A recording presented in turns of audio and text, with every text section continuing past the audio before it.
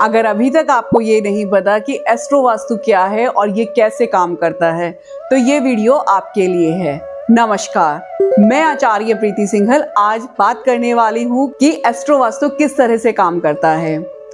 आप सब एस्ट्रोलॉजी तो बहुत अच्छे से समझते होंगे। जब आपके जन्म समय के अनुसार एक जन्म कुंडली बनाई जाती है और उसको पढ़कर हम आपको बताते हैं कि आपका समय कैसा चल रहा है और इस टाइम कौन से प्लेनेट या ग्रह आपके ऊपर अपना प्रभाव डाल रहे हैं, वो क्या आपको इस समय दे रहे हैं, ये सब एस्ट्रोलॉजी में आता है। और आप सभी वास्तु भी बहुत अच्छे से समझते हैं, जिसमें कि ये बताया जाता है कि घर की एनर्जीज को हम घर को ठीक करके कैसे ठीक कर सकते हैं। जैसे कि हम घर की एंट्रीज, टॉयलेट सीट्स को ट्रीट कर कर अपने घर की नेगेटिव एंट्री को पॉजिटिव एंट्री में चेंज कर सकते हैं, तो इसको वास्तु कहते हैं। अब जब ये दोनों चीज़ों को मिलाया जाता है, यानी कि आपके एस्ट्रो चार्ट और आपके घर के फ्लोर प्लान को एक सिंक किया जाता है, एक साथ जोड़कर देखा जाता है, तब उसको एस्ट्रो वास्तु कहते हैं। जब आपका घर एस्ट्रो वास्तु के द्वारा बैलेंस किया जाता है तो उसके रिजल्ट्स 95% तक होते हैं। यानी कि जब आप अपना घर एस्ट्रो वास्तु के अकॉर्डिंग बैलेंस करते हैं तो आपकी इच्छाएं बहुत जल्दी फुलफिल होने लगती हैं। इसको हम एक एग्जाम्पल से समझ लेते हैं। आप सबको पता है कि भगवान राम की कुंडली में राजयोग लिखा था और वो राजमहल में भी रहते थे और वो राजकुमार भी थे। लेकिन जिस घड़ी उन्होंने ये फैसला किया कि उनको महल छोड़कर वनवास में जाना है, उसी समय उनका राजयोग डीएक्टिवेट हो गया। यानी कि अगर आप जन्म पत्री में राजयोग लिखाकर लेकर भी आए हैं, लेकिन आपका घर उस पत्री के सिंक में नहीं है, यानी कि आपका घर महल की तरह नहीं है, तो आप राजा नहीं बन सकते। या मैं ये कह दूं कि आपका घर जैसा भी है, वो अगर आपकी जन्म पत्री के अनुसार बैलेंस नहीं है तो भी आप अपनी फील्ड के राजा नहीं बन सकते। आपकी जन्म पत्री को एक्टिवेट करने के लिए आपके पास एक घर होना बहुत ज़रूरी होता है और दूसरी चीज़ होती है कि वो आपकी जन्म पत्री के अनुसार बैलेंस हो।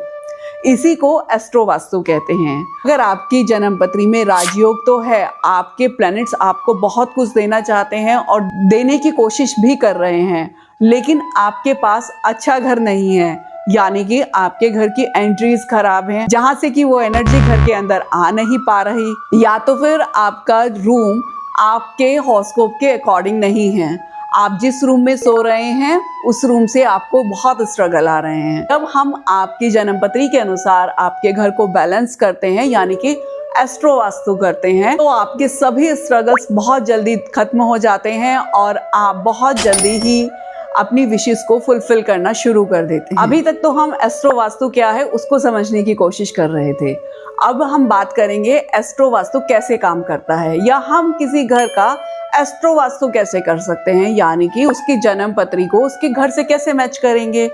तो जैसे कि हम सब जानते हैं कि हमारे घर में 16 डायरेक्शंस होती हैं और हमारे जन्म पत्री में 12 बॉक्स यानी कि 12 भाव होते हैं। 12 राशियां होती हैं जो कि इन 12 बॉक्सेस में रह रही होती हैं।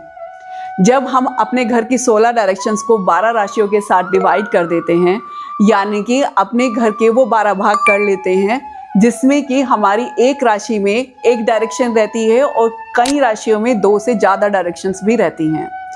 तो इस तरह से हम अपने घर का एस्ट्रो वास्तु एक चार्ट बना पाते हैं और फिर जिस राशि में जो प्लैनेट्स हैं उनको वहाँ पर बैठाते हैं और इस तरह से आपकी जन्म पत्री को आपके घर में एक्टिवेट करते हैं। पहले जब राजाओं के लिए वास्तु किया जाता था तो इसी मेथड को अपनाया जाता था, लेकिन जैसे जैसे समय जाता गया ये विद्या लुप्त हो गई। अब फिर से हम इसी तरह से वर्क कर कर ही आपकी विशेस को फुलफिल करते हैं और एस्ट्रो वास्तु से आपके घर को सिंक करते हैं। अगर ये वीडियो आपको यूज़फुल लगी हो तो इसको लाइक और शेयर जरूर कीजिएगा और नीचे कमेंट बॉक्स में लिखकर मुझे ज़रूर बताइएगा कि ये जानकारी आपको कैसी लगी।